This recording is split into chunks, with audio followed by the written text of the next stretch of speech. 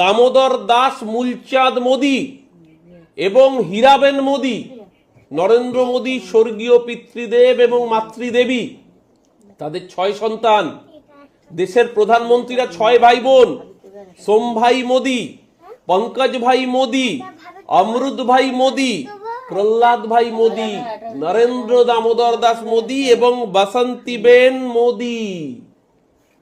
6 ভাই বোনের যদি বাবার নাম এক হয়, তার জন্য যদি লজিক্যাল ডিসক্রিপেন্সি হয়, যদি সন্দেহ হয় ভারতের নাগরিক কিনা, সবার আগে তো নরেন্দ্র মোদী প্রধানমন্ত্রী পদটাই অবৈধ মশাই।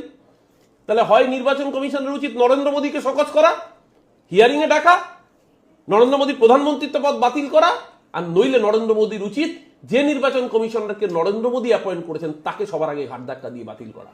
হিম্মত হবে মোদীজি আপনার, না হিম্মত হবে ভ্যানিশ কুমার আপনার?